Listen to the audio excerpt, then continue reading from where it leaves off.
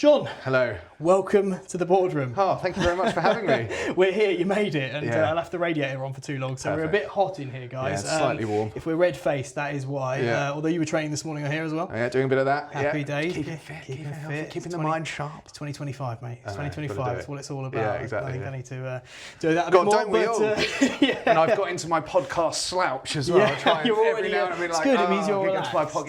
I can try to improve my posture. Yeah, like so this. sit I up, can like this. sit up straight, boys. Yeah, Sit up yeah, straight. exactly, yeah. So, Jon, look, thank you firstly for coming in. Yeah, really pleasure. Thanks for appreciate having me. your time. The sort of No IT and website guru, which I'm looking I'll forward take to. it. There Yeah, you go. I'll take it. Bit of Maybe promotion. website, less IT probably, but I'll take website. Which I'm really looking forward to talking about actually, because I'm a good. technological. I'm ancient when it Right, comes to okay, that, which I okay. shouldn't be really, but I Yeah. am. But really, really looking forward to having a chat about that. Yeah, but good. as it's sort of a bit of a tradition now, almost. Let's take it right back. Let's hear about you first, if that's okay. Cool. So, school, good Yeah. kid. Yeah, well, yeah, I was. I think I was. Tough question that. Yeah, no, I think I was. I was definitely cheeky. Join the club. My reports were usually, capable, but could do with chatting less. Yeah.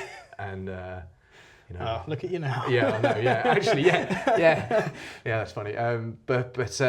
Yeah, I would have a very fortunate upbringing in many ways. So I'm definitely not going to be able to paint the picture of someone who had like a very difficult upbringing. Everyone's Parents got different cards. Exactly. My parents were great. Mum and dad were solid. Dad was a singer-songwriter who lived through the 80s and Oh, wow, produced fantastic. music and did various things. And I was born in Australia.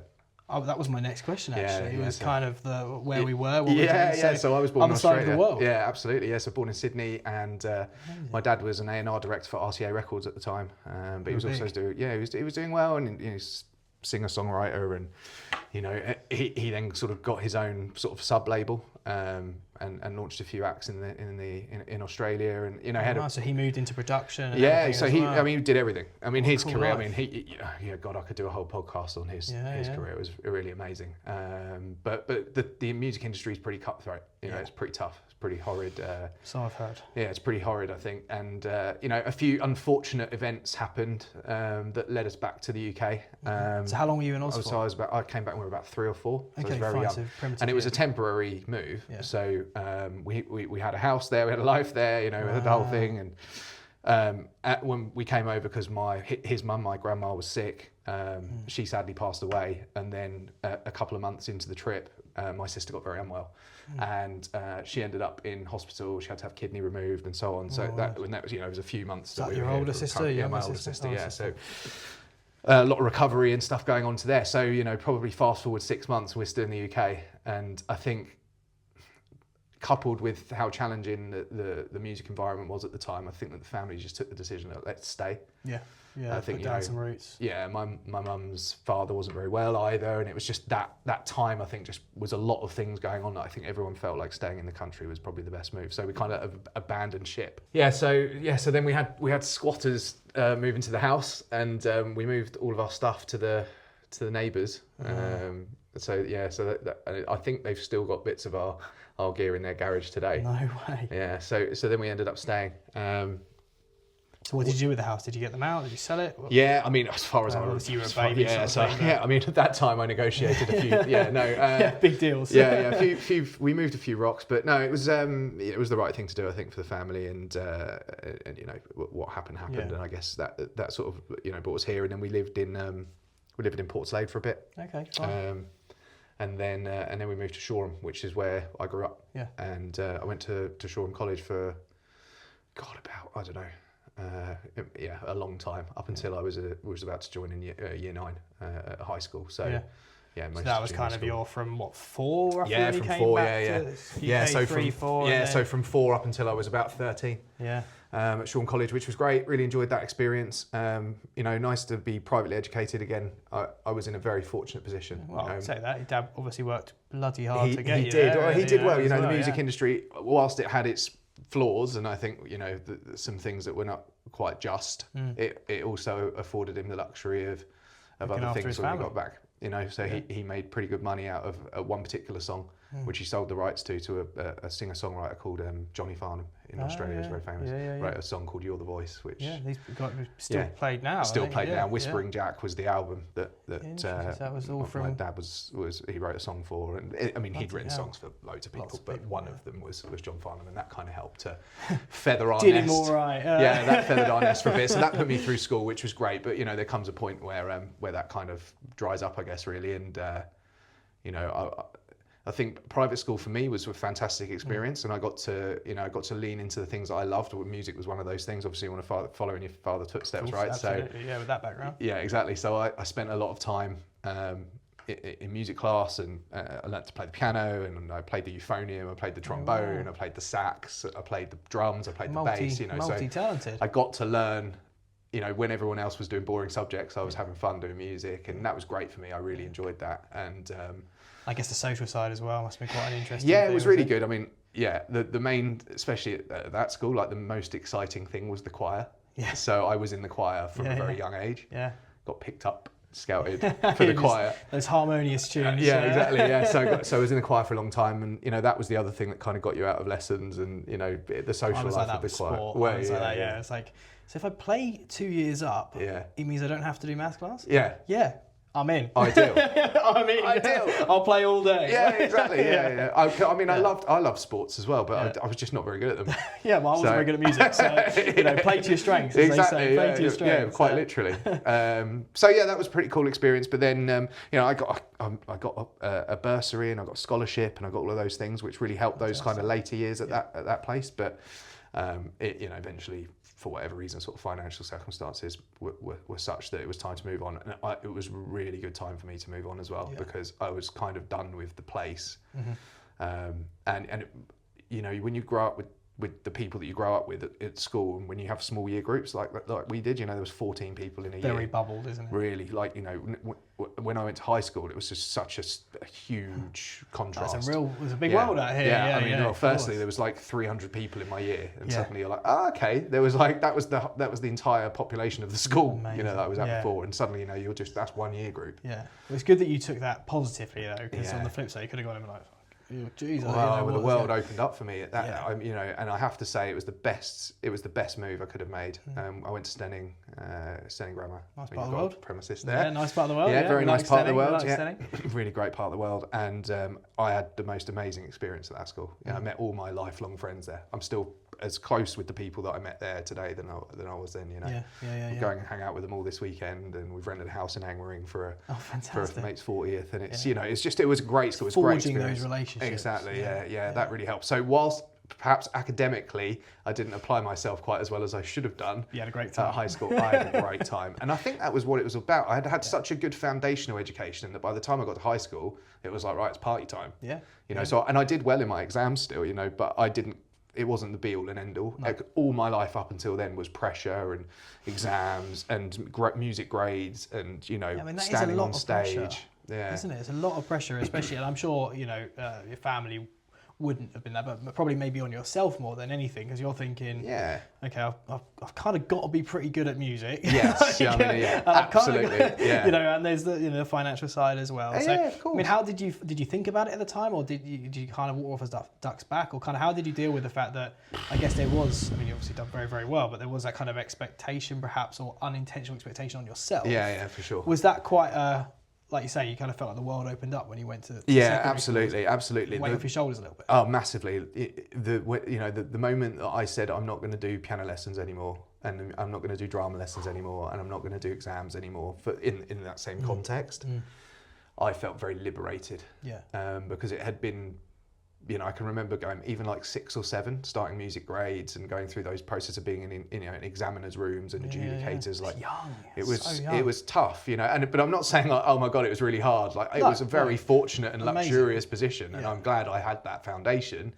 But it was definitely pressure. And you do, if I didn't do well, I didn't want to disappoint anyone. That was you never want to disappoint people. But I have to say, you know, like that liberation bit that came later, you know, was fantastic. So, you know, I look back on all of that kind of fondly, really. It was like, I'm glad I did it. You know, 100%. It was great. It's a nice balance of the two as well, kind of yeah. having the two different backgrounds. So obviously you kind of got your years out of the way at the secondary school, you built your friendship circle, you built your social side, etc. Yeah. Where did life start to take you kind of during those maybe back end years of school, going into kind of the adult world? What was so I mean, gravitated towards music. Yeah. So my dreams and hopes and ambitions, I guess, were always I'm going to be a music producer. That was my dream, and I built myself my recording studio at my house. So at 15, so I was in year 10, and tail end of year 10, having just done work experience. Yeah. At GAC in Brighton, music shop. Yeah, no, yeah. And I remember getting introduced to WorkX the week I was doing it. My mum took me to work experience that day, and she walked me into the shop, and honestly, I was absolutely terrified because I was about to, and you know, I had no idea what to expect. Actually, that shop at the time looked really intimidating from the outside because it had, you know, gates, grills on the windows to protect all the stock from getting nicked. Yeah. And I was, and you couldn't see. But as soon as I walked in, I was like, oh my god, it was like this utopia. Amazing, like you know, Aladdin's cave, you know, TARDIS, whatever you want to call it. It was just unbelievable, and everyone was so nice. I had the most amazing. I remember that was such a pivotal moment in my life, like that week of work experience. Which is crazy to think about like that, isn't it? Absolutely, and that's why, you know, we get asked about work experience these days, and I only really want to offer work experience when I can give someone that same feeling that where they walk away and go, I want to do that, or I want to be involved in this some way. So I left that week of work experience like I want to work there, or I want to do something in this space. So start building my own recording studios, making my own songs, and you know, we had a little group, and you know, it was quite fun. We had a good laugh. And music, you know, year 10, 11, we're making music, and we're making friends, and we're enjoying parties, and we're DJing, and we're doing all of that. And then I left school with you know, decent grades, and went to Northbrook to do music technology. So I did a foundation degree there for a bit, and then I was so immersed in that world. I was working Saturdays and Sundays at the shop. And then when I went to college, I started doing 4 days in the shop and 3 days at college. Oh, wow. So I was earning a decent crust for work. And I loved it. It wasn't a job to me. It was just like a joy. All my friends were there. It was just like, this is the greatest job ever. It's just easy. Yeah, it was. It was a pleasure. And then I was selling a sampler one day. So, you know, these things that, you know, the famous producers use to make their records, and you're chopping up, you know, different sounds. And I was selling a sampler to a customer, and the owner walked in and saw me selling the sampler. And he came up to me afterwards. He was like, "Brilliant, that was brilliant." And I was like, "Oh, thank you very much." And he was like, "How do you know all about that?" And I was like, "Well, we spend enough time here, and I'm also doing a course at college where I just learned about this one." He was like, "Oh, all right." And he kind of left, and I kind of felt good about that. And I got a call from him a couple of days later, and he's like, "Right, I want to offer you a job." And I was like, "Doing what?" He's like, "I want you to head up the mail order sales team, doing the pro audio stuff." And I was like, "Oh, okay." He was like, "Well, I'm doing this foundation degree, you know, and I want to get my qualifications." He's like, "Don't worry about all that, you know. I'm going to pay you, you know, X amount of money at 18 at this time now. Yeah, I'm going to pay you this, and you know." And I was thinking, bloody hell, I mean, that salary at 18, I was like, that's what I would come out of this course and probably want to get anyway. Yeah. So I'm like, well, why don't I just drop out and do this? So I'd done my national diploma, so I was quite happy that I'd got something under my belt. But to be honest with you, half of the time, and I don't mean to sound arrogant about this, but I was having to kind of, you know, I think I was quite far along the road because I'd been working where I'd been working, I'd been making music for a long time. I wasn't learning a great deal anymore at the college. You know, it was a very structured course, and it was like how to turn on a computer. I was like, okay, I've got to go. I've got this. Yeah, I'm going to go. I've got this in the bag. Yeah, I'm going to go now. So I went off and started working full time. Wow, so this is pretty much bang on 18. 18, right?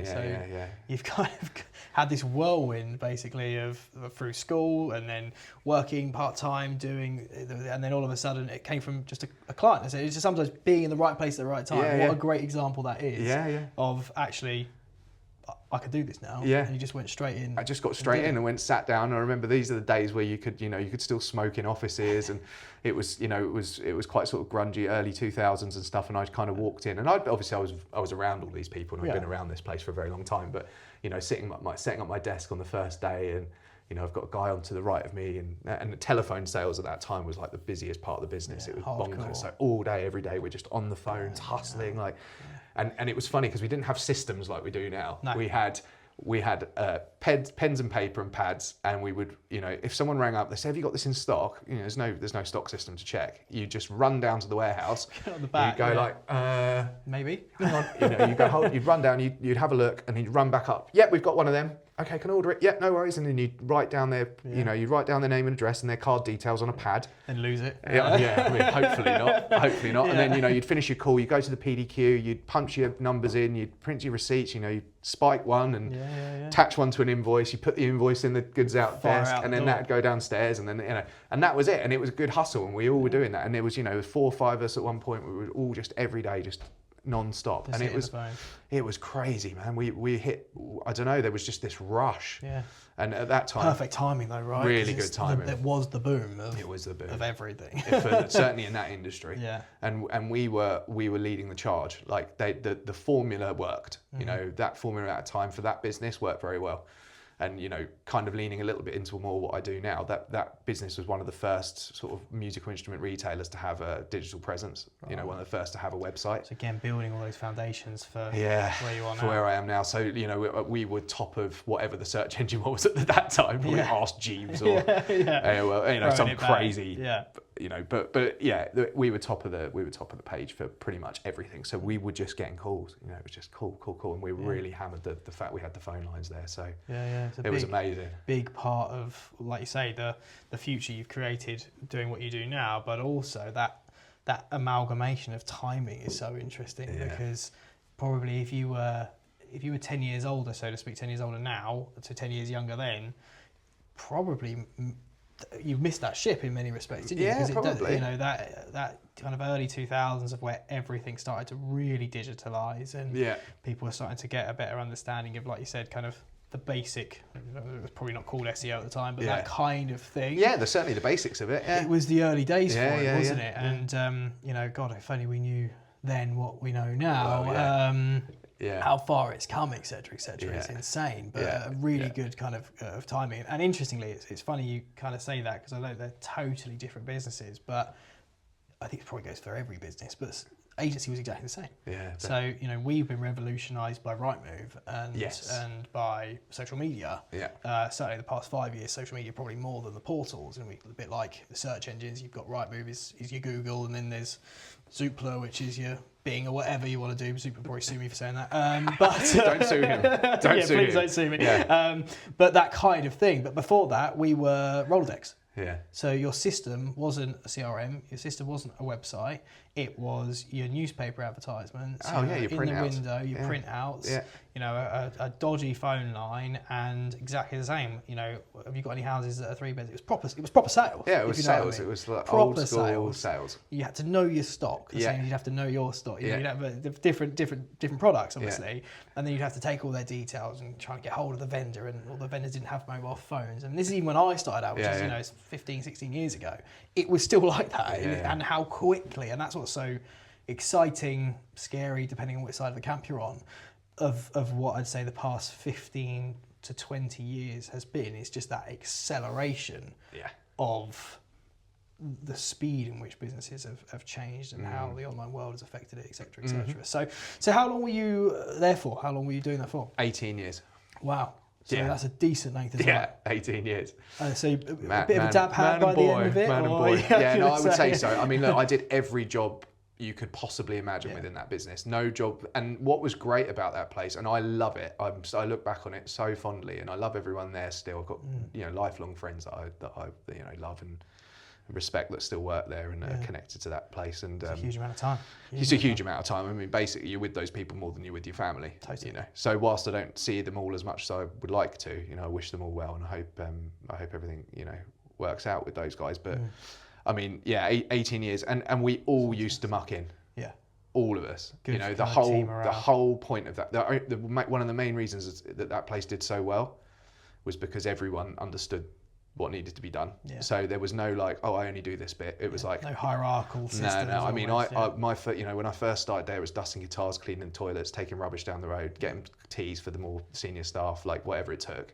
That's why I got the gig, because I just did what I was told. Well, yeah, Go and get on with that. 100%. Yeah, Just cracking. get cracking. I'll do whatever you want. Earn your stripes, cut your teeth, whatever Well, you you mean call you're it. going to pay me to be in this really cool shop, and occasionally I have to get you a tea or grab the rubbish or do? Yeah, I mean, count me in. You know, so I just grafted, and that was consistent throughout. So from doing that to, you know, working on the phones, to helping with return systems, to getting more involved in digital, and then eventually getting offered a role there as a buyer.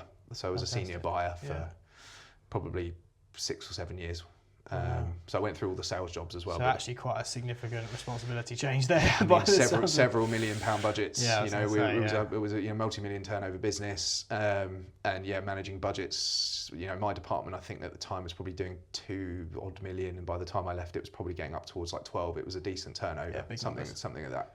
So the budget was fun. It was a great big toy to play with, which was fantastic. With a lot of pressure at the same time. Yeah, I think so. Well, there's a lot of pressure not to make bad buying decisions. That's what you I know, mean, but you know, I think also, you know, there was pressure, but there wasn't like the corporate pressure or the system or the systemic pressure. And that also you get by that time you knew what you were doing, right? You know, you're kind of making educated decisions. Yeah, based absolutely. on the fact that, you know, you were a T-boy and you learned and you listened. Exactly. And, so, you know, you weren't just given £1 million budgets off the back of you probably be all right. You know, you're an expert at your craft after, you know, what was it, be 10, 12 years if you're there 18. There's probably an element of it'll be all right.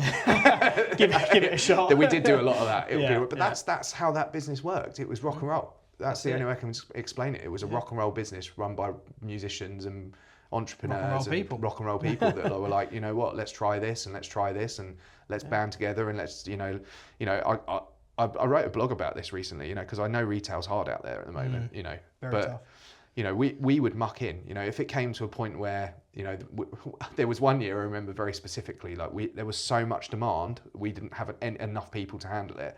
The phone lines were just off the hook non-stop. You'd have to take the phone off the hook. You literally couldn't process the amount of phone calls or orders that come in. You'd just take the phones off the hook, and you'd have to just deal with whatever came from that. Kind of just plug them back in. Yeah, like occasionally that's how we had to run it, you know. Jeez. And then eventually you're growing at such scale that you just bring more and more people into the mix, and you know, it was an 80+ person operation at one point. And you know, at Christmas, you know, in the run up to Christmas, November, December, you get in there at 6 a.m. and everyone would be on the forecourt. You know, everyone in the business, not just like the people working in the warehouse. The whole team would be out there putting stuff onto lorries. You know, putting labels on boxes, picking and packing. We were all there doing it. Wow. And then we go up and do our buying. What a great culture, though. It was a great culture. I don't know if the word is thrown around too much, but that you know, that is the epitome of a good culture. Of kind of wherever you're ranked in the business, it's just like we muck in, we muck out, and that's it. You know, and what an exciting time to be a part of it. It was great. It was really fun. And then, you know, I'll fast forward a bit, but you know, it got to a point where I think 18 years anywhere is a long time. That was my next question, was kind of, you know, it sounds like you had a pretty whirlwind time. It probably didn't feel like 18 years, right? It must have gone past in a flash. Yeah. But then you go, okay, so what was next, essentially, and maybe what influenced that decision to go in a sort of a slightly different direction? Yeah, well, we'd gone way more digital heavy from about 2011.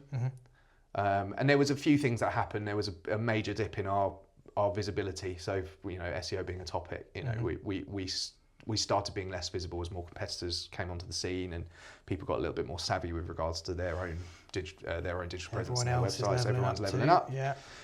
We have a bit of a sort of hiccup in terms of migration, and we kind of lose all our rankings. So we're sort of figuring out ways of buying back our traffic. So we invested heavily in paid advertising. We went really heavily into PPC, Google paid ads specifically. This is before social media ads and all this sort of stuff. We're like, okay, let's do this. So as part of the role I was in at the time, I'd do my buying in the afternoons, and in the morning we'd all get together, all the buyers, all the senior people in the team, and we'd basically buy back our customers. So we'd start building our own PPC campaigns in-house. And we'd have, you know, our pay-per-click advertising budgets, and then we'd say, okay, we'll start with a brand, and then we'll add every single product manually to the system. So you go, okay, you take a Gibson or an Orange or a Fender or whatever, and then you go, okay, now each and every product variant of that, you'd add that, and then you put a bid against it, and then you'd sort of, you know, you'd monitor that, and you'd all be responsible kind of for your own campaigns and seeing that through. So we did that for a long time, and that was very successful. Yeah. And then complex. So it sounds complex to me anyway. But it wasn't. You know, anyone could do it at the time, because it's like way more complicated now. It was much easier then. You kind of set and forget. and then you come back and review and see where you are. See where you are. Okay, make an adjustment, and it worked very well. And then, you know, after you spending an inordinate amount of money on paid advertising, I mean, our budgets were ridiculous at that time, even today's standards. We then we needed to become less reliant on paid and try and get a bit more sort of visibility organically. So I then went on a bit of a quest to learn SEO for the purpose of trying to reduce the amount that we were relying on paid and try and get more people to the site organically, which takes significant time and investment. Of course, huge education. It's a complete re-education. Yeah, right? completely. And I spent, but again, this is where the kind of work acumen came, I guess, in a little bit, because I just hustled. I just went, I'm just going to do this all day and all night and I didn't worry about what else was going on. I was just going to learn this. So I remember just being, 1, 2, 3 in the morning, just studying, looking at YouTube videos or, watching webinars or replays of videos and just like trying to learn it and going to as many talks as I could go to and trying to just immerse myself in SEO so that I could try and experiment with the big toy that I had to play with. And it was great, and it worked. It worked very well. But you're always kind of, I think it's sort of played into where I'm at now a little bit. You kind of sometimes limited by the technology around you as well. And I'm not saying that the technology wasn't incredibly sophisticated, because it was, but it didn't always lend itself very well to to SEO and things of that nature. So. And of course, it's moving all the time as well, right? It's moving all the time. So that's the other thing. You must, once you've learnt one thing, you must have been like, right, okay, now that's come out. But it's all trial and error as well. So you've got to try something, and it's experiments. And experiments are costly. They take time, and they take ages to prove whether they work or not. And that's the other thing. So I could be doing something that I think is going to work, and still 6 months down the line, it's like, oh, it didn't, it did. Some things do, some things don't. But anyway, I loved it. I really did enjoy that part of the job. And but it was time, I think, at that point I'd kind of got myself to a position where I really enjoyed that side of the business, the digital side of it, and I thought, I think I'm going to do something else, And if I'm going to get real deep with you, I had some personal struggles at that time as well, some mental health challenges. I think I was burnt out, probably. Sounds like, well, you're working every hour of the sun, right? Yeah, I was. And life circumstances, sometimes get the better of you. I lost a friend. My dad was getting very sick, and there was some things going on in my life at that time that kind of I call it my blip. That's the best way to figure it out. We all have them. We do. We all have them, and I'm much more happy to talk about them now than I was then, probably. But yeah, I had a blip. It was definitely a very tough period of time, and so I took a break. I went on a holiday with my family. We were in Italy, and I was having a conversation, and I just the idea of going back to work was making everything worse. It was just like, I'm not sure. I don't know where I'm at with this right now. I'm not sure I'm in the headspace to do it. So I took the decision to resign from my position while I was away on holiday. Yeah. But I think just the relationship I had with everyone, and I think they probably knew where I was at. Yeah. I think everyone was kind of like, that's fair. You do need some time. So that was kind of that for it. And I didn't want it to be quite like that, but I think it was the best thing for me to do. And sometimes, you if you know as well. Yeah. And I think, I'm very similar to you in terms of, I think nowadays, actually, that it takes far more strength to talk about these difficult times in your life than it does to what I always perceived as being strength. That, me, blip. Yeah. It's so ridiculous. I'm indestructible. And it's just not true. It's just not true. It doesn't get for anyone. And, work, life, jobs, careers, they're all super important. Yeah. But as I'm sure you came to know, and I've come to know slowly, nothing, they can say, I love this quote actually, it's a really, really good quote. You say, you can have 100 problems until your physical or mental health goes, then you only have one. Yeah. And I think that's a really powerful statement. Yeah, of course. It doesn't matter what your problems are, if you lose your health or you're struggling with your mental health side of things, they disappear. Yeah. Because without a sound body and a sound mind, you're useless to everyone and you're useless to yourself. Yeah. So it obviously was the right time for you to go, right, okay, I need to handle my shit, for want of a better term. Absolutely. You're reset, re-struggle and then go again by the sounds of it. Absolutely. And it was great. It was a real reflection period and time to process some stuff and deal with it and get happy and that's what I did. And that period of time between where I left there and where I am now, was really interesting because I came out of that business with what I felt was a very broad and solid understanding of digital and SEO because, you know, I'd been involved in that at a multi-million-pound company for several years, and then, you know, quite quickly realised in that 6-month period, or even slightly longer between there and where I am now, I didn't really know a lot. Yeah. I thought there's levels to this game, and you suddenly start, you know, hanging out with people that really know their stuff, and suddenly I was very much aware that, okay, I know a lot about this particular business and how this stuff works in relation to this business, but not how it works in the broader world. Yeah, there's the pie, you've got that bit. Exactly. I could do with some of this bit. So I was, you know, I'd done all right. You know, I'd got some clients in that period of time, and actually, you know, I was earning a living, and that, you know, within 6 months, I was really proud of that. You know, I was, you know, especially having gone through what I'd gone through mentally, I was like, I'm very proud to be here, but I need to go and learn some more stuff. Yeah. So, it kind of brings me to where I am now. Yeah, so let's talk about that. Let's talk about it because, see, you know, well, actually, let's not talk about it. I just want to touch on a couple of points you said, if that's okay. Yeah, of course, I really enjoy listening to people's stories and kind of where they've been, where they're going, you know, how things developed, etc., etc. And what I find really fascinating, and you said it a number of times, was kind of this work ethic thing. It keeps coming back to work ethic, and, you know, essentially that, in fact, in both your roles, from what I picked up there, you know, you were doing one thing, and then, you know, as with everything, business and life, problem comes here. And I find what a lot of people do, I don't want to generalize too much, but a lot of people, they see the problem and they go that way, they run away from it. Even though it wasn't your businesses, etc. You know, even the business owners tend to sort of go, there's a problem, I'm going to bury my head in the sand and go somewhere else. What it sounds like, even though you weren't the owner of those companies, for example, is there was problems in each of the businesses that you worked in that were identified, and you ran at them. You know, like the SEO thing, for example, and the paid ads and stuff. You know, you became, you know, like you say, not an expert yet, but an expert in that bit of the craft that you're doing it by teaching yourself, which I find really interesting. And I again, not to get too deep, but I really find it interesting knowing where people's motivations come from. Do you think that was, you know, kind of born in, or something from your childhood, or whatever, that you seem to identify problems, even if they're not technically your problems? But you're, by the sounds of it, one of the first people to kind of go, okay, how can we solve it? Well, there's an element of work ethic, I think, in this, and like that. I hate to coin this because this is like someone else's phrase, but like, you know, the hardest worker in the room ethic. Right. So I've never been the smartest person in the room. Yeah. I've never been, you know, the most technical, the most analytical, or the, you know, all of the things that you perhaps sort of look at. Some people will look around the room and go, that guy's really smart. Yeah. But I've never been shy to put the hours in. Yeah. So I'll always, like, if you need me, I'll come in. You know, I think it's work ethic. It really is. You know, and I think I'm definitely going to sort of caveat that in a minute with regards to where I'm at now in life and work-life balance and the way family changes. Everything these things certainly. And but at that time, if I'm going to show up and I'm going to put the hours in, because it's an ambition thing for one. Like, I want to do well.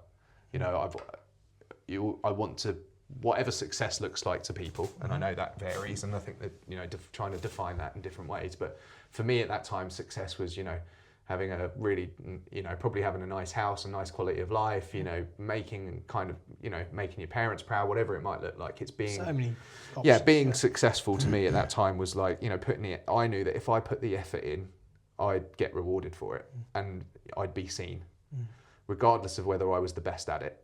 You know, because I think you get better as you go. But that was my mindset at the time. Like, just throw yourself into stuff. You know, just hustle and hustling. And I think, you know, that has applied, you know, even in more recent times as well. The fact that I'm not as smart as, you know, some of our developers. You know, I'm not as smart as some of the paid marketing specialists. I'm not as, you know, as sharp as some of these guys. But I recognise that you will turn up, and I'd always put the effort in, and I'd probably be at that time, certainly try at least to be the first person to show up, or at least the last person to leave. Like, I'm here to make a difference, you know, and we can band together and do those things. And that was kind of where I was at. And I, you know, whether people remember you for doing that stuff or not, you know, that's how I certainly felt, and that's, you know, that's what I think made the biggest difference to where I've managed to get to, I guess, now, is that... And there's two key points there, isn't it? It's leading from the front, which you clearly have done in everything. Like I say, instead of running that way, you're like, okay, it's a challenge, it's a problem. let's try and solve it. Yeah. And also, and this is not my phrase either, but hard work beats talent. It just does. Because you can be as talented as you like at anything, but there's some exceptions, of course. But if you don't apply yourself to that, talent means nothing. Well, yeah. It's the development of the talent, or if you don't have the talent, it's the hard work that is what makes people successful at the end of the day, whatever that success is, like you say. Yeah. That was just something I really think is such an interesting topic, because everyone has a different definition or a different life process or a different upbringing, etc. We're all individuals, literally. And I just find it fascinating to see how that mindset shift has kind of got people to where they are, which brings us on quite nicely. To where you are now. So obviously you had that, you called it a blip, so to speak, and then you kind of went, right, okay, let's pivot. I think that's a good way of terming it, is pivoting into something else that obviously has caught your interest through a problem and solving it, etc., etc. So how did Bozboz come into your life? Obviously, with you're a director and all these other things. What was the story with how that developed? Well, it was really interesting. So Bozboz at one point were providing services to my previous company. And I got to know Mike Hollingbury, the owner, through those meetings and having a working relationship with Bozboz. And I always really liked the cut of his jib, and I actually really liked the agency. All the people that I met, that when I spoke to, I was like, these are really cool, and they're aligned with the things I'm interested in at the moment. And it was like, we didn't see too many people from the outside often, because we did a lot of our stuff internally.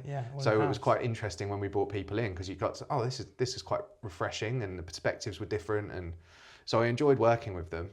And I was actually sort of speaking to Mike about potentially providing some SEO services for Bozboz, like if they ever needed an additional pair of hands, or they needed anyone to do some freelance work, if they're at capacity, like I'd be happy to kind of jump in and do some of that. And we went for some food at La Chosa, and after a few hours of it was a good lunch. I remember it vividly. After we'd chew the fat for hours, him and I would sit there 3-4 hours easily talking, figuring stuff out. That's a good sign too, though. And we got on very well. And we had a couple of meetings, and he said, look, someone's moving on. And they were a head of client services or an account director at the time in the business.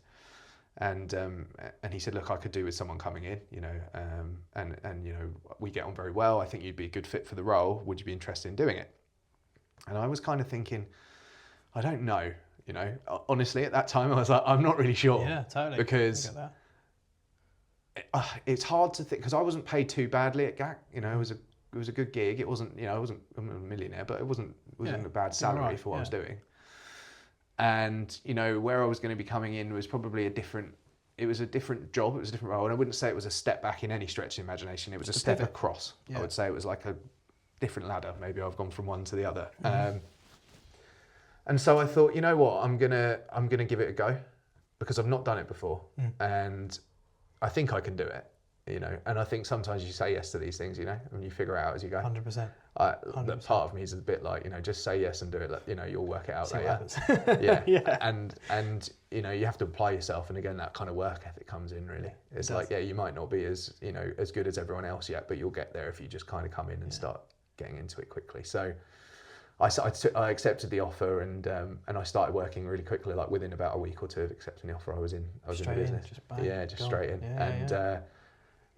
Going in there the first time in the building that we've got, and it was a different layout than it is now, and there was quite a few of us in there, and I got to meet everyone, and it was really nice. It was the culture there was really cool. It was like very in line with your it was, and it was just the fact that there was sort of there was a sort of rec area. There was like a kitchen, and there was a computer game set up downstairs, and there was take you back to your DJ days. There was like really cool making mixtapes. There was really cool stuff to play with, and there was loads of art, and it was very kind of creative, and everyone's very friendly and personable. And I thought, this is great. And within a couple of weeks, I'd really found my feet, I think. And get on here, sort of thing. And the first week was terrified, getting, it was a meet the clients week, because the person that I was taking over from was leaving literally within like a few days. So the onboarding was really intense. So I went like within day 1 or 2, I was out meeting all the new clients. And, hi, I'm going to be your new account director or account manager, whatever the role was at the time. So that was bananas. But again, like you just jump in head first. I remember being in the car on the way. I didn't know the person that was driving. I didn't know the person in the back that was part of the team that I'm going to meet these clients with. There's no rapport between any of us at any time. I've been writing in the weeks in preparation for going. I'd been writing down as much as I could about the clients into my book. You know, so I've got my book and I'm still writing notes as we're driving. I'm really nervous. They're chilling. This is like easy, and I'm like, oh my god. And we get there and everyone's really nice. All the people that we meet are amazing, and you know, and we still, you know, there's a number of people that I met that week that we're still doing business with now. Clients of today. Yeah. Which, if that's not a good review, so to speak, then what is, right? Yeah, exactly. But also, it must take, you know, I think I'm very similar mindset to you that sounds very exciting, but there must have been an element of trepidation because you've done 18 years and probably walked out of the 18-year job. Yeah. Kind of, you could do it on your head, I assume, at that point in time. Yeah, exactly. Your eyes shut and all that jazz. And then to go into something which I appreciate you did have some good knowledge of. Yeah. But you know, and this takes a lot of balls, it takes a lot of, swallowing of pride sometimes as well to kind of basically start again, right? Yeah, you know, pretty much. It's a pivot, but like you said, you're moving from one ladder to another. Yeah. But, you know, you may be at the highest rung of that ladder and you're sort of starting, not the lowest by the sounds of it, but on the middle rung, if you know what I mean. Rung. You know, so that must have been quite a, you know, it sounds like you got on, you know, like a duck to water. But... Well, I think so. I mean, we're talking about, you know, going from probably more of a sort of, you know, behind the scenes role, not really having any interactions with clients or customers at all anymore for years, and mostly dealing with manufacturers and distributors and you know, procurement and buying and marketing and, you know. So yeah, I very rarely had to pick up the phone to a customer anymore or go to the shop and speak to people. If needs must, like you say, roll up your sleeves and get involved, but very rarely. Going back to more of a sort of client-facing role, being an account manager and account director at that time, very much just focused on, you know, client experience and actually being very much in front of people again. After, you know, quite a bit of time was like, oh, this is very different, you know. Yeah, a bit of a kind of, you know, cold water in the face. But luckily, those past years of experience in that world had kind of helped me get back on a bike. It was really quick. It wasn't like, you know, I kind of, you know, always got on with people largely anyway. So that was quite an easy transition. I think. It's just like you say, just kind of getting back on, okay, this is how it works, learning, finding your feet and all that stuff, I think is, so two ways of looking at it, isn't it? It's either daunting or the way it should be, which is exciting. Yeah, well, exactly. Obviously that's the way you took it as well. Yeah. So what happened there? So where did you go from that? So you're kind of thrown into the deep end in many respects, but with you know, all for the right reasons. What was the development path from there? Obviously, because you know I know what you do now. So obviously there's been a bit of a journey there. It's changed quite a bit. You certainly have. You know, obviously worked hard. Yeah. So what happened next? What was that transitional period of going from one to the other? Really interestingly, you know, the industry changed quite a bit because of the pandemic. So on the run up to 2020, so 2019. I was positioning more towards new business and acquisition. So I was typically going to a lot of the kind of, at that time anyway, new business meetings with the founder and any of the other sort of senior leadership people. In an account management or an account director capacity, really, I was doing a lot of the note taking. I was doing a lot of the kind of, I was kind of just in those rooms learning a lot, I would say. I was listening to those commercial conversations. I was understanding more about the products and services that we offer. I was understanding more about the objections that we faced when presenting or pitching to those types of clients. I was learning more about the ins and outs really of what we do, and that was incredibly valuable. Like just having my ears open in those meetings. And because of that, I think I was positioning myself more for a sort of new business role, or certainly like more of a commercial role. And as we moved into the pandemic, I was appointed the head of new business role. So this is just before pandemic, is it? This is just before, as we're heading into the pandemic. And then March hits, and that threw a bit of a spanner in the works. Didn't it just? Yeah. So that was a big deal. So for the best part of the build up to the pandemic, from when I started the business, I was working very closely with the founder, and that kind of continued. And after about, I don't know, there was probably 8 weeks or 12 weeks into the sort of first lockdown, and it was evident that our business was changing, and we were going to have to think very carefully about what we did next. And I think it was for many reasons, it was a really sad time, and for many reasons, it was a very, important time. The world changed. Yeah, there's no doubt about it. The The world changed, and from that world changing, everyone's microclimates, business climates, personal, everything. It's amazing how many times, in the 10 or so episodes I've done, I think there's one where the pandemic wasn't talked about. Right, yeah. So that's just, it's part of the history now, isn't it? Yeah, it's part of everyone's DNA it's 5 now. years ago now, over 5 years, which is just, to me, again, mind-blowing. Bananas, isn't but it? Everything's changed since then. I really believe that in probably 99.9% of businesses. So, hugely, yeah. So how did it change for you guys? I guess? So massively different. So we were very, very well positioned in, I would say, some people call it experience economy, some people call it other names, but very well positioned in kind of events and live and hospitality and really anywhere that people needed to be present to generate revenue. So we work with a lot of festivals, and we work with a lot of like live events companies, and we work with a lot of hospitality brands and hotels and those types of things. And you can imagine budgets overnight were pretty much paused.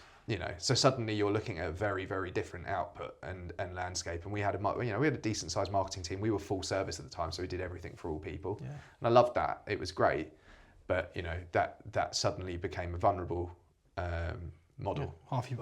Half your business just gets wiped out. Like almost straight away, it wiped a huge amount off the balance sheet. So we were just like, okay, this isn't great. But we persevered, and we worked, working quite closely with Mike, the owner, and working with a couple of key people in the team. We kept on, we persevered. We brought a few clients in that were, for different types of projects, and some of the projects that we maybe not had as much experience doing in the past, that we just kind of had to adapt and kind of do. Pivot and go, okay. Yeah, we're going to have to try this. And we did, and it worked all right. And we're like, okay, we could do more of this.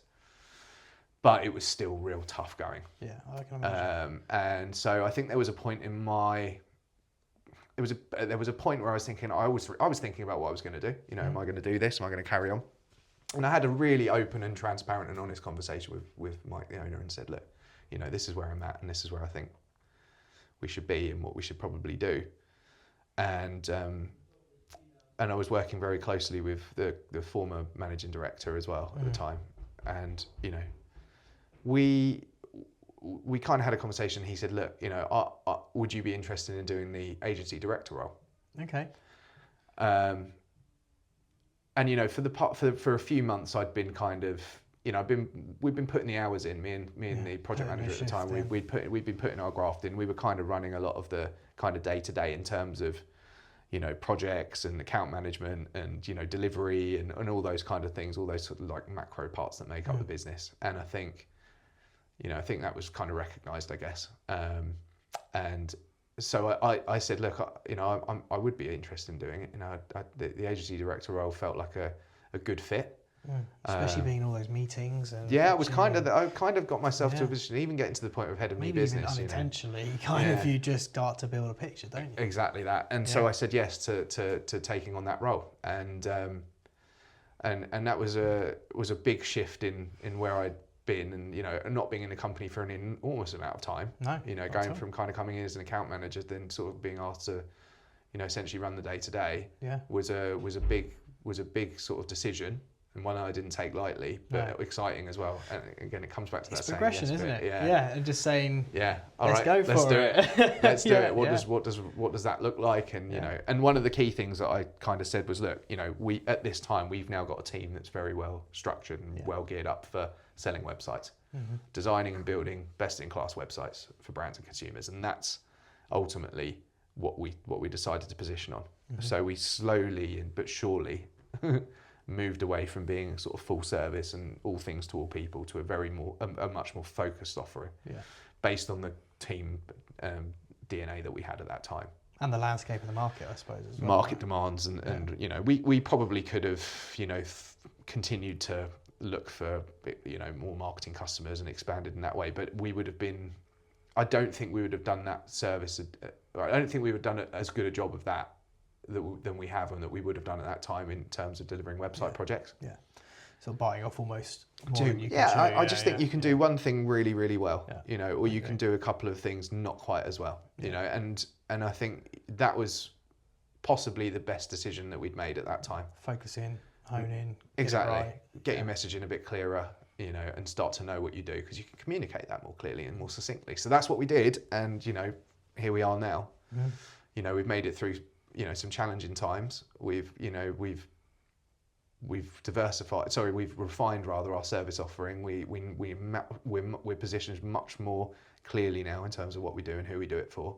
And I think that's been the reason that we've lasted through some of those challenging periods, and actually why we've come out the other side now, we're in a very healthy position, and we've got a really great little agency, and it all works really well together, doesn't it? As well, when you've got I think that's so true for almost every business. You know, you can do everything. You know, don't get me wrong, some people do everything pretty well. But when it comes to, you know, Mike's business that you're heavily involved in, my business, for example, you know, we're, in the grand scheme of things, still what we call, small businesses. Yes. You know, sometimes just having a really good, whatever it might be, a really good product, really good service, you know, the combination of the two, depending on what you're doing, et cetera, et cetera. Actually, I think one of the biggest things that COVID changed was, interestingly, people's love for personable and direct, easygoing communication, services, products, etc. So interestingly, your business obviously pivoted, maybe naturally, maybe, you know, on purpose, so to speak, but your offering was actually then aligning with the market conditions. I don't know if that was like you intentionally identified that, or it was you're right. Sometimes it just kind of comes together. But you know, it's like, for example, you know, when it comes to like food, even, you know, post-pandemic, everything all of a sudden there was a huge interest in kind of quality and organic and buying. And, you know, the amount of market stalls, for example, they just resurged back. Because I think that time of, you know, what was it? Probably every year, wasn't it? You know, 6 months of the hardcore COVID.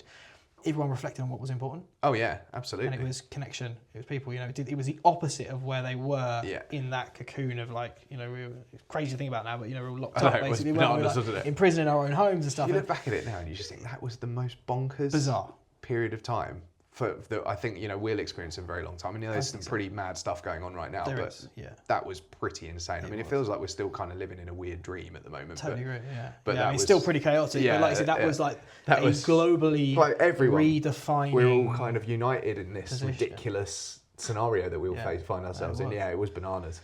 But it changed people's perception, it changed people's thought process, it changed people's desires, what they want, what they value, all these different things. And of course, that ripple shock effect from huge, you know, scale down to tiny scale, but where we sit in kind of small business scale, everyone had to adapt. Everyone had to adapt. And it seems like naturally you guys found that focus and made it work. Yeah, we made it work. And I, you know, largely thanks to, you know, the demand for digital as well, you know. So there was a period where, you know, everyone was thinking, okay, we need to be less reliant on our existing strategy, and we need to lean more into digital. I think it was a big wake up call for, like, you know, digital being something that needed to be in place, wasn't optional anymore. It wasn't a negotiable kind of do we, don't we? It's like, no, you need to it's a necessity. You need to find your place. You know, if you for some reason things stop you being able to communicate with the customers in a traditional sense that you have now, you need ways to communicate with them in other ways. So multifaceted. You need omni-channel, multi-channel, whatever you want to call it. You need an approach that's going to help you reach people regardless of what's going on outside. And so, or inside. Whichever one you are, definitely inside for a long time, sadly. So that was interesting, and I mean, like, you think about kind of when lockdowns ended, you know, we had the biggest sort of boom in terms of website projects that we did 22 projects in 2022. Wow. That was like a record in terms of the amount of websites we pushed live that year.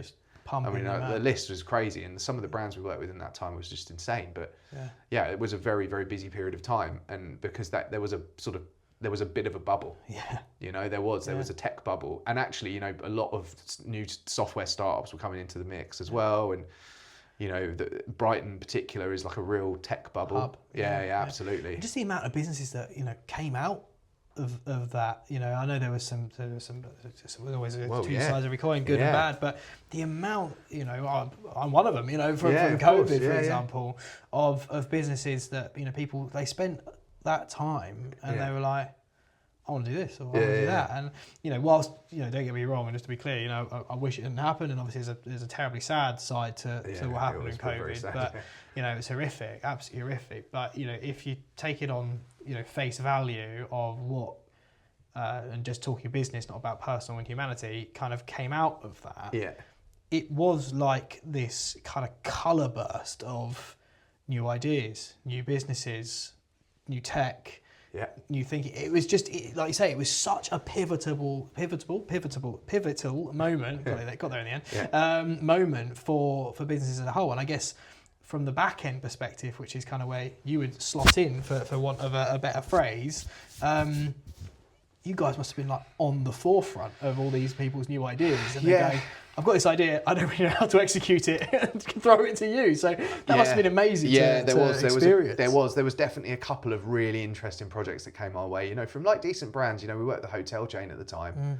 And one of their, you know, one of these things, and you'd probably have seen this everywhere at that time, hospitality brands started introducing like meal delivery kits and meal delivery websites everywhere. And, you know, this particular, they were doing sort of an at-home version of their brand, and they would, you know, it was luxury food items. So you'd end up getting like a breakfast delivery kit, and it cost you like 80 quid, but it had like sausages made from the finest piglets around, and you know, people did it because I've got nothing else to do. Well, exactly. Like, you know, everyone was saving a bit of money because they weren't traveling as much to work anymore. No. And, you know, they were like, oh, I'm going to spend the money that I'm saving on, you know, hobbies or whatever, or luxury breakfast items. But that, you know, they needed a website knocked up in 4 weeks. Wow. You know, so suddenly, you know, and I don't think people understand, not always people understand the true implication of moving this item from here to here on a website. You know, it's not always as easy as it sounds. It's not like a case of like drag and drop. Like if this is hard coded or there's, you know, that it's been built in a certain way, you know, taking certain actions or doing certain things on a website, you know, there's a cost involved, like any labor.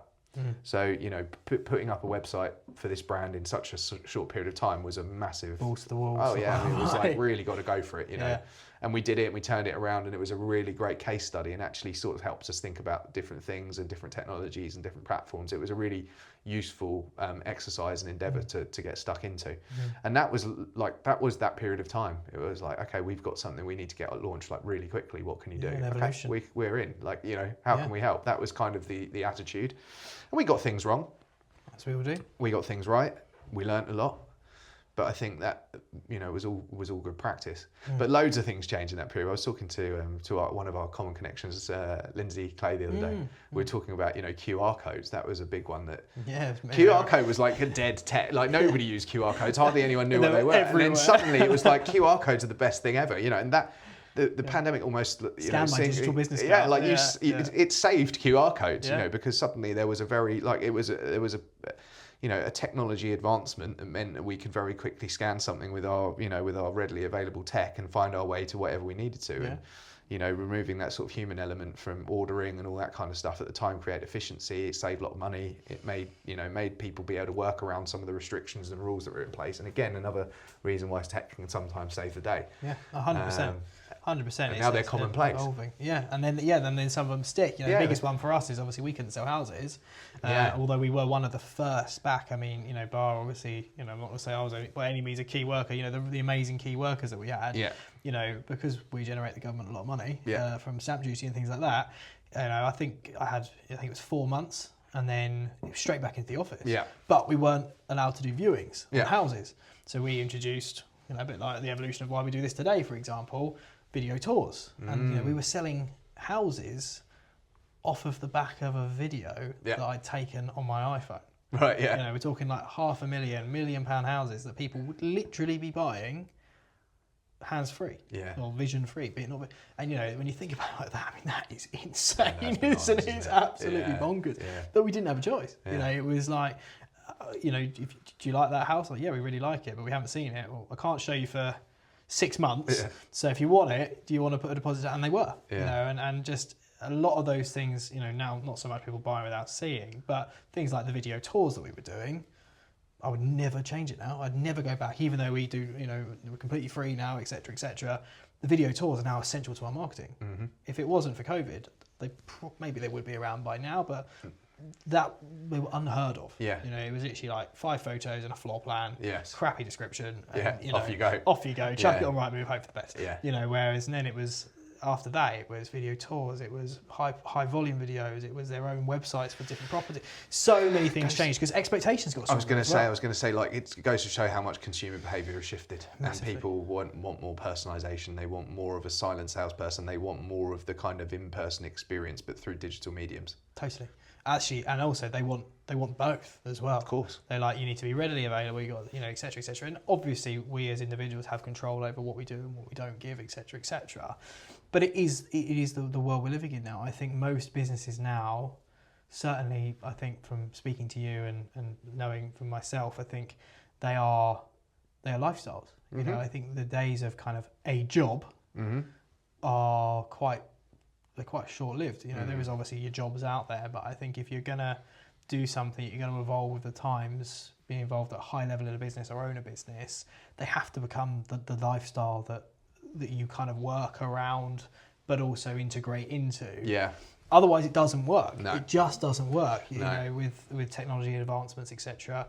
You can do most jobs from kind of anywhere now, etc., etc. Yeah. And it's evolving, adapting, becoming more efficient, like you said there as well, to kind of deliver the very best that you possibly can while still learning and also being ahead of the curve for what's coming next. Well, that's the other thing, isn't it? It's keeping your crazy. finger on the pulse. AI. Well, I mean, the technology advancements now are going to be beyond anything any of us really ever imagined or anticipated. Lunar leaps. I mean, you only have to look back at a year ago in terms of what was available from an AI perspective. And of course, we're just talking about, I was talking to someone the other day about this, and essentially this is the idea of big data and the idea of this, this data exists, it's always existed, and there's always been tools that would enable you to access that data. It's just they've built a tool now, or the world has access to a tool now that helps you get that data much faster.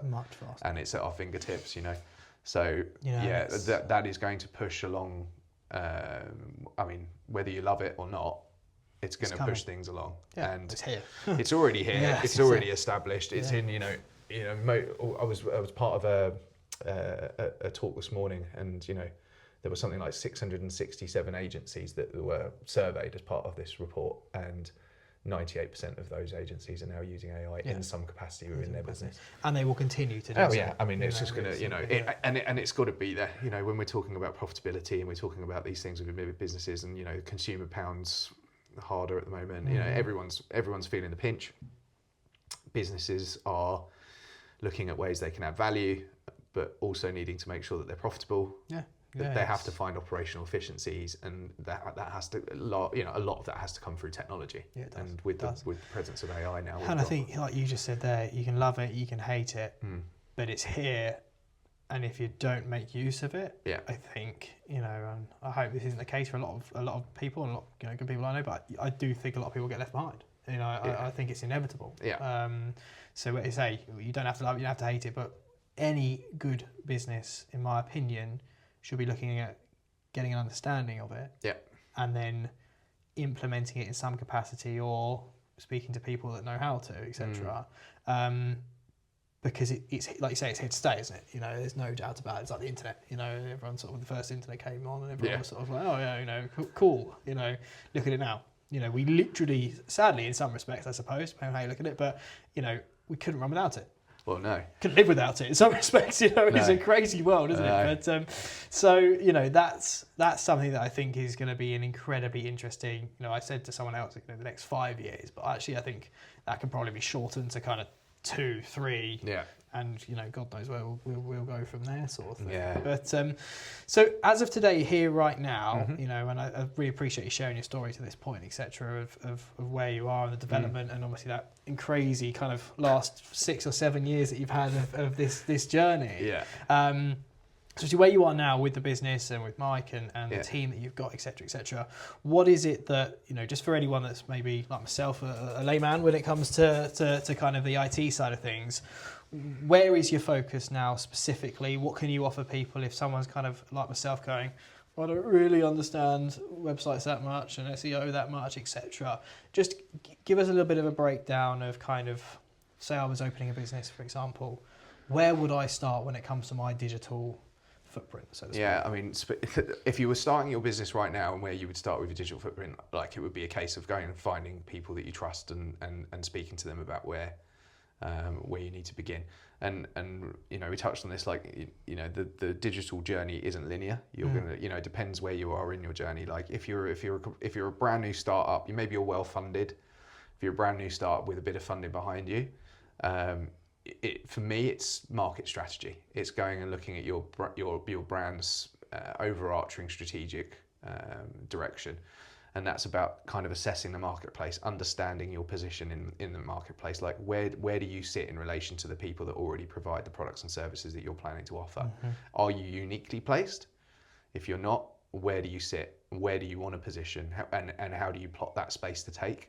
So are you going to be a premium brand? Are you going to be a kind of, you know, are you going to be kind of an accessible brand? Are you going to be someone that's a mid-price point, you know, or are you going high volume, low volume? Yeah, where are you going to sit? Where are you going to sit in that space? You know, you need to carve that out and understand that first. You need to understand the consumers and the buying behaviours. You need to understand, you know, who are you going to be talking to and how are you going to start attracting those types of individuals? You know, what problems do you solve for them? And when you're doing that kind of work, you know, so understanding about your personas, you know, what are the pains and gains that those people have that you're planning to communicate with? What are their habits? You know, where do they consume their news? Where do they consume their, you know, the things that they do on a daily basis? You know, where do they get their information from? It's trying to understand those things to kind of further inform the direction that you go in.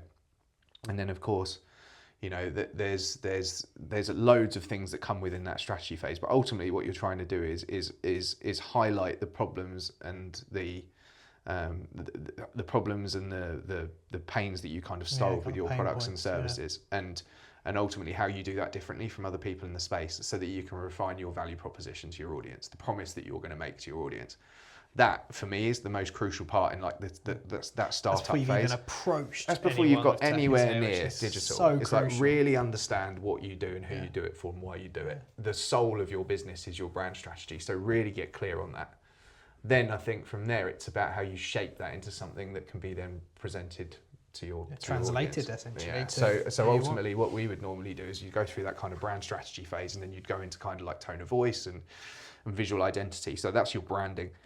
So a lot of people call branding like that strategy and the visual identity piece. Well, brand strategy is one strand of brand, and then you have branding, which is your visual identity stuff. So this is where you start getting more into your logo design and your colors and your palettes and your typography and your, you know, whether you use visual devices and whether you have a logo in your a word mark in your logo, or whether it's just a word logo, you know, whatever it might be. Like that visual device stuff and that visual identity stuff is where all that strategic stuff you've done up front then kind of informs that.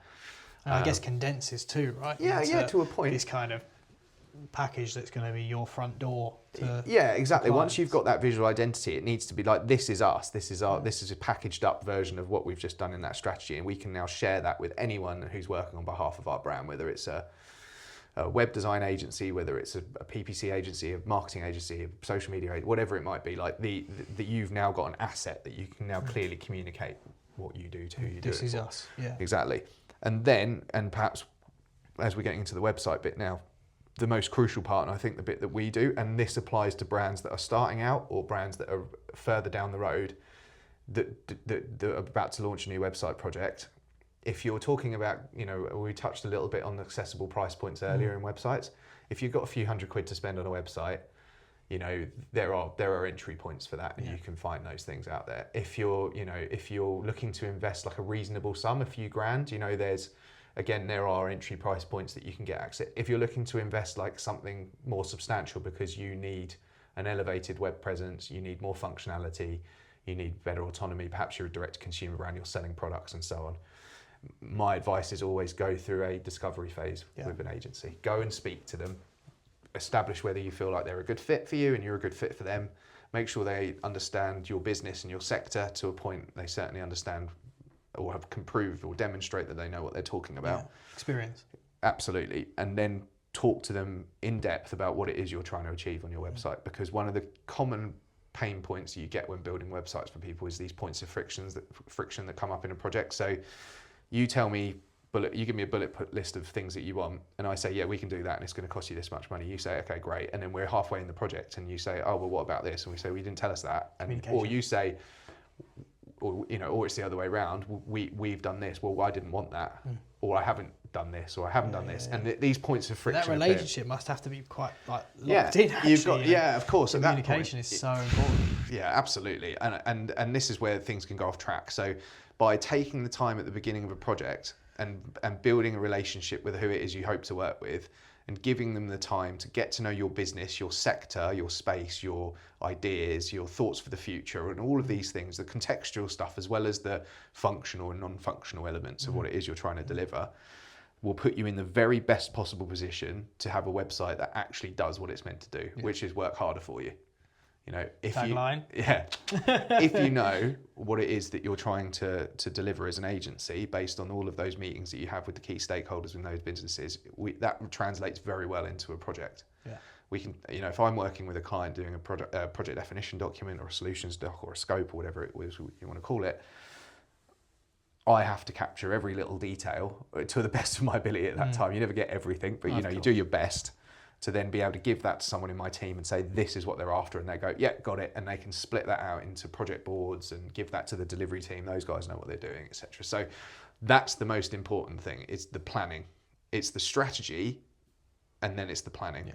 Because if you get that right, I assume the execution is way better. Is so much better for everybody from a sort of time, budget, efficiency. Like the whole thing comes out and it's in a much better space. And then from there, the world's your oyster, really. Then you start getting into kind of I love launching websites, and brands love it when their websites go live and they shout about it and they scream about it. Socials and I get comments saying we've just launched, we've just had a glass of champagne to celebrate. People love launching websites. That is the most rewarding part of the bit that we do, I think, is the bit where it goes live and everyone just really loves what's happened. Is it exciting, or do you get that element of nerves like, shit, is it going to work? Of course, yeah. I mean, you anticipate, of course, you have like these sometimes bugs, the reality is some projects you're launching like, thank God that's live, and some you go, oh my God, I'm so pleased that's live. I mean, we work with loads of different brands. We work with B2B brands, direct to consumer brands. We work with purpose-driven brands, charities. We work with, we work across the board with loads of really exciting businesses, global brands, and every experience is different. Like no day is the same,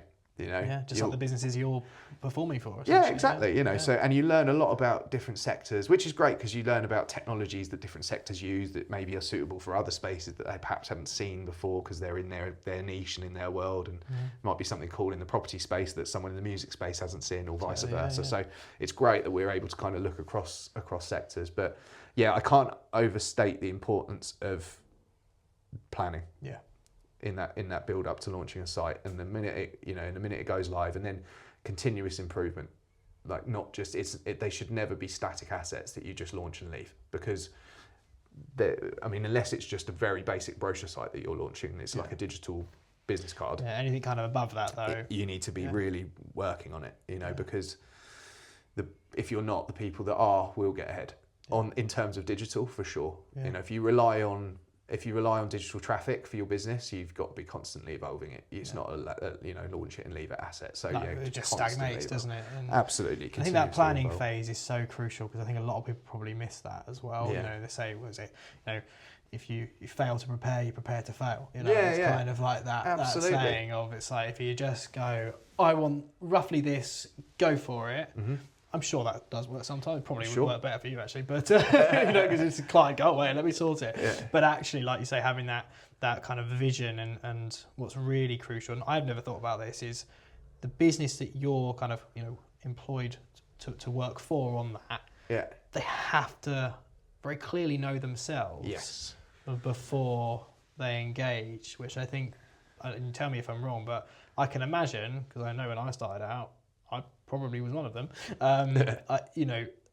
That may happen maybe quite a lot, where you kind of go, right, what do you need then? You're kind of like, the client's a little bit like, I'm not actually sure. So you must kind of have to go into yourself and go, right, what is my product? What is my am I high ticket, low, Yeah. local volume, and that actually probably helps them develop their business as well, almost alongside. But Well, absolutely. it's crucial. I mean, part of the discovery process that we undertake with people is about that understanding, and it actually just gives people the time to sit there and think about their business for a bit. Yeah. It's like sometimes we'll do them. It depends on the size of the business, but let's say we need a day's worth of time. We'll split those into a couple of hour sessions. We'd maybe do 3 or 4 sessions, depending on what we're doing.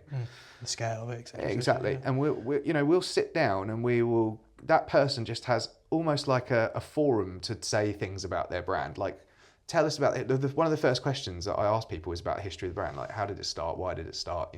Who's it for? And it's amazing people being able to kind of reflect on that journey, a little bit like the conversation we've had today, but on in a bit more of a sort of structured. Business. Tell me about the history. And some people you can see them thinking, why do you need to know about this for a website project? But I'm like, keep going.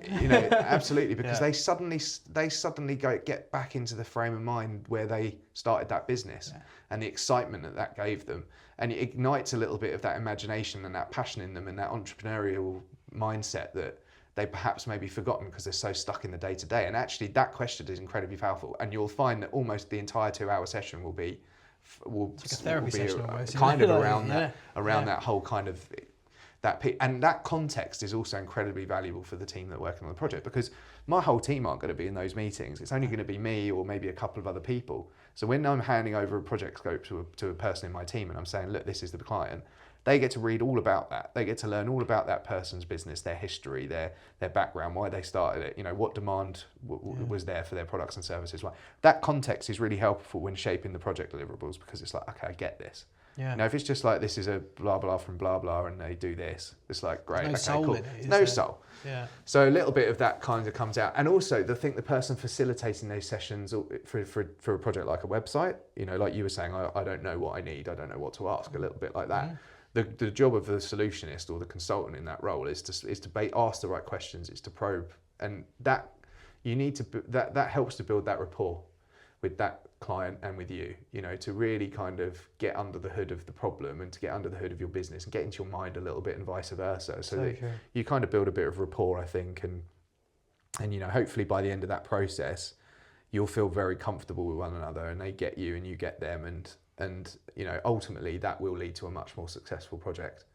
Yeah, 100%. And I think, to anyone, including myself, I'm sort of just listening there, kind of just eyes open sort of thing, because it is fascinating. We are all on websites day in, day out for whatever reason, business or, Googling ordering food or whatever it might be. Yeah. I seem to have a theme around food. I'm obviously hungry. But talking actually, to the right guy. Me and you both. But actually, I'm sure you do it more than me, but it's really rare that you stop and think of what's gone into that and how it came about, and it takes a very, very sort of different or impressive website, whatever however you want to terminalise it, but to kind of make you take note of that. Yes. And I guess that must be quite an interesting sphere that you're in as well, because we've touched on, go on forever about it, but how things are constantly evolving. And so having that good relationship with that client, that's kind of where I'm going with it, with that rapport, etc. Yeah. Because say it's a startup and they have the basic package, for example, whatever it is, and then things are actually going quite well, and you've taken that time to understand them as a person, not just as a business, and then link the two together, and then 2 years later it's like, right, we've actually 10x'd. What next? And do you find that quite a lot? Massively. Relationships that kind of you grow with them almost, if that makes sense. That must be such a rewarding feeling. Oh, massively, absolutely. And the amount of people come back for V2 and V3 is there's a life cycle, I think, with web.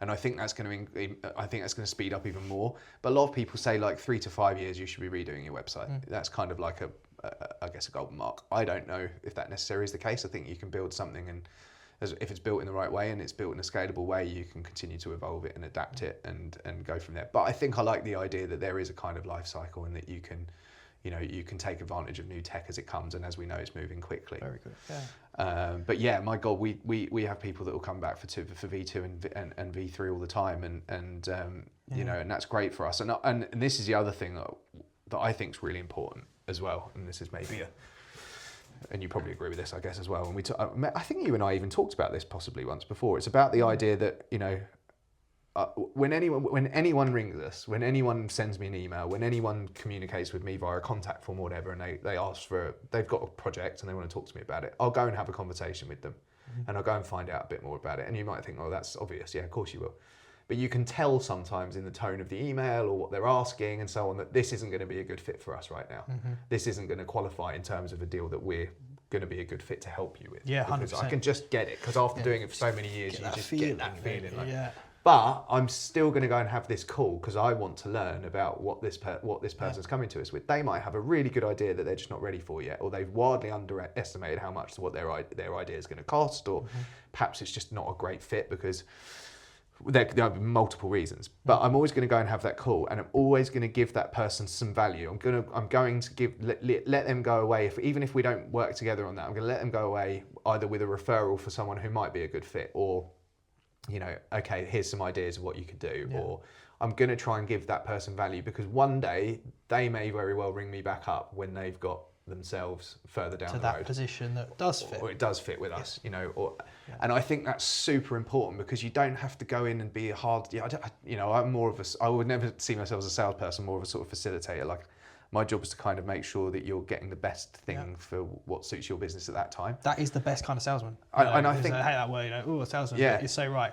A salesman is a good salesman. That is someone that is there to help solve a problem. Yeah. That is the basics of what it is.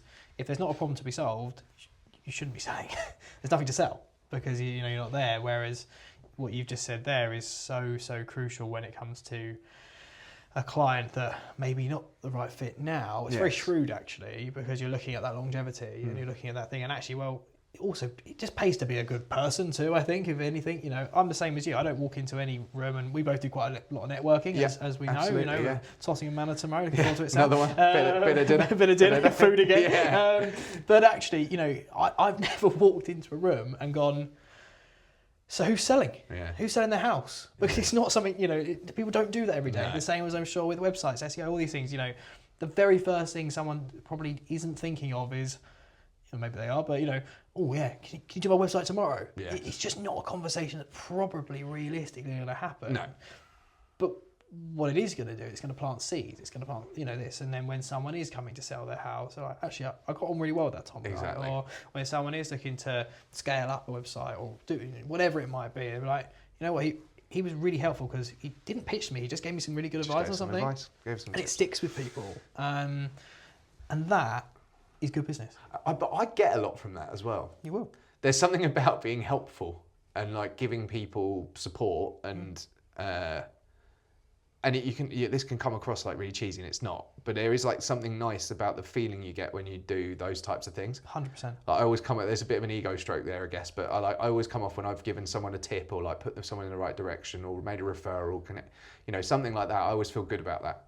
Like, not as good as closing a huge deal, but certainly somewhere close, Because but it's all small bricks. It's all small bricks, and actually, you can look at it from two perspectives. You can look at it from the more hardened perspective of, I'm doing that because at some point it might pay back, which, there's nothing wrong with that at all. That is the premise of business. But also, like you just said, on the flip side, it does feel good to be good, if you know what I mean. And I had someone the other day, it was fascinating, called me up, and sadly, a sad part of our job is we have to deal with a lot of probates. Which is, we have lots of different moving types, with like lots of different websites, lots of happy moves, aspirational moves, downsides, upsizes, but unfortunately, there is divorces and death, unfortunately. And it was just one of these things that I went round there, and obviously you do what you need to do and be as helpful as you can, and it's a horrible thing. I've dealt with it myself in the family. Everyone knows, most people can relate. And I just couldn't believe it at the end, and it was so sweet, lovely. This lovely chap comes to me, and he was like, "Thank you so much for your advice and help." He said, "I said, no, look, my pleasure. Wish it was under better circumstances, and I'll go back and do the report for you," because he wasn't moving, so it was purely, to that. And how much do I owe you? I was like, absolutely nothing. I was like, I'm not going to charge you to do a probate. I said, if you ever decide to sell, I'm here to help if you want me to. Yeah. But I'm not going to charge you to do a probate letter that takes me 5 minutes and half an hour of my time coming to see your lovely house, when you're in a position that you're in, sort of it's thing. not a nice place for. And I have no idea what the scenario will be down the line, etc., whatever. And frankly, I don't care as long as they're well, if you know what I mean. But that must be the same. It's the same thing. It's like you can have that strategic mindset, and that maybe something will come of that. For example, same. But on the flip side, it's like it's just nice to see someone. It sounds like a bit cheesy, like you said, but just to see someone that kind of maybe is having a bad time or not, just kind of go, oh, wow, that was actually really, well, there's that a was just reason really like nice. they measure assists, in sports, right? Yeah. It's like the assist is a good thing. That pass that maybe led to a goal coming in, or that sweep in a a jiu-jitsu match that ended up in a submission. All of those things are like pretty good. You can translate into any sport, I guess. Anything, really, any assist feels good. I think. Yeah, and that's what it's all about. It's just helping people. But that's how you I think that's how you create community and continuity and that sort of that rapport, and that person that says, oh, I had a really nice chat, like you said, like a really nice chat with that person ages ago, like maybe I'll go back and speak to them. And I think I'll always find it hard to be like a cold calling, hard selling type person. It's not part of me. No. Well, and that's fine. It suits a lot of people and it works really well for a lot of businesses, and I'm cool with that, and fair play, more power to you. I just personally have never been that, and I don't necessarily want to be that either. And I don't think you have to be. Definitely don't have to be. I think it's changing. Yeah. So much. I really don't think you have to be at all in any business. There might be a few, but realistically, for any good, high quality business, a state agency, for example, has not got a good reputation, not got a good name. You think we're probably on par with politicians. But again, like with websites, like with any business, there's new ways of doing it. There's new ways of being it. This is a prime example, giving people an insight into other local businesses, into yourself as an individual and a brand. Instead of, I could have spent the last hour and a half, 2 hours hammering a phone out, kind of, do you want people don't buy into that. No. They don't want that. No. They don't need that, because it's a very selfish sales tactic. Yes. Whereas actually, giving people an insight into who you are, what you do, all those jazz, going to network events, trying to actually have a little bit of fun whilst doing it, because we're not here forever. We spend a lot of our time working. We might as well enjoy it. It's that softer approach of selling, if you want to call it that. Yeah. But actually, it's not even that. It's just making sure you're really shit hot at what you do, and that you're available and out there for people to see. Yeah. And actually, our businesses are so different. But those core principles are so intertwined. Absolutely. So intertwined. Absolutely. Because that is how I think the world is. I know the world is going. Yeah. People, hate the saying, but people buy people. Yeah. Simple as that. Yeah. And they do so more now than ever. And with the creation of brilliant online visibility, with supremely good interpersonal positionings as well. I think those two worlds are kind of what I call the old and the new, can combine beautifully to create some fantastic businesses. And I like to think ours is there, and yours most certainly is. Yeah, absolutely. And long may it continue, basically, as far as I see it. So look, thank you so much for coming to the boardroom. I know pleasure. we've been chatting away for a while now. Yeah, so no idea how long. I actually forgot for a bit there that was even on, so that's good. It's the best way. It's the best way. Nothing fancy, a really good chat, and I think the people that do tune into this will find what you've said. I found it really, really interesting. Really interesting, because it's not an area that I am by any means a specialist in. So it's fascinating hearing about how to plan and how to do this, etc., etc. And I'd love to have you back on and go into a bit more detail about that side of things at some point. And hopefully do some business together soon. Yeah, great. Perfect. Thanks so much for coming on. Good to see you. Cheers, buddy. As always. Yeah, thank you. Cheers. Tom here, and thank you so much for tuning in to the latest episode of The Boardroom. If you like what you heard, do like and subscribe to be kept up to date with the latest podcast that we'll be releasing. And if you'd like to join me in The Boardroom, I'd absolutely love to hear from you, and maybe I'll see you on the next one.